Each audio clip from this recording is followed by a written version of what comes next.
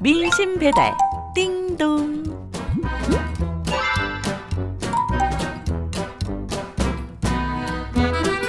대검찰청은 안태근 전 검찰국장의 후배 여성검사 성추행 의혹 사건에 대해 본격 조사에 착수하기로 했습니다.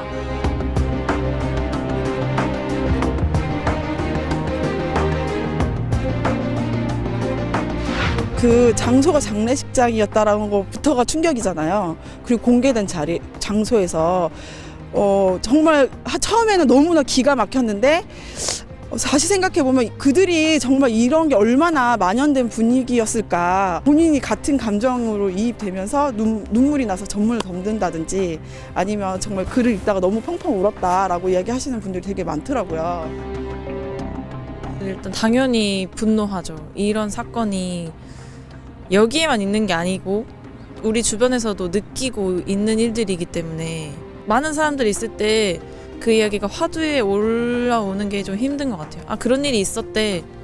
그 정도? 공론화가 되진 않고 꼭 여학생들끼리 있을 때만 이제 그런 사람들이 어땠을까? 또는 자신의 경험들? 또 그렇게 본인의 상황을 얘기하기까지 굉장히 힘들었을 텐데 그런 부분들이 오히려 피해자가 가해자가 된 것처럼 피해를 받고 뭔가 또 이렇게 다른 곳으로 안 좋은 곳으로 발령이 나고 이런 모습들을 보면서 안타깝다는 얘기들을 하더라고요. 우리 주변에 있는 여러 가지 문제점을 이제 드러내놓고 얘기를 해야 될 때가 아닌가. 그리고 정말 이제 바꿔줘야 되지 않는가. 말만 하고 개선이 안 되잖아요. 정말 이 계기점을 다시 한번 우리 검사님이 선언을 해준 거에 대해서 정말 감사드리고.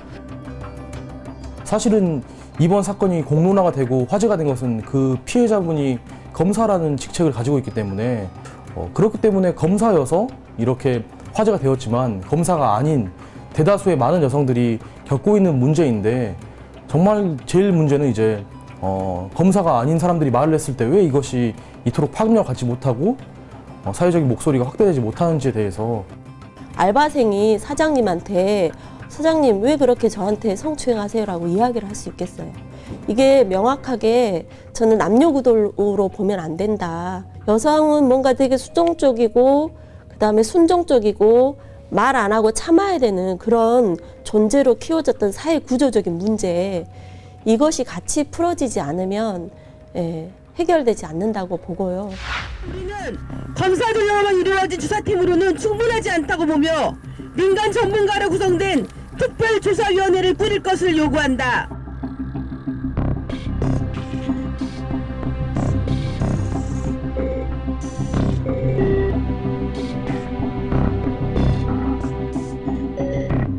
그거 범죄이거든요. 이 범죄는 범죄여서 이걸 다뤄야 되는 거지 남녀의 문제로 분리해서 생각해 볼 거리는 아니라고 생각이 듭니다.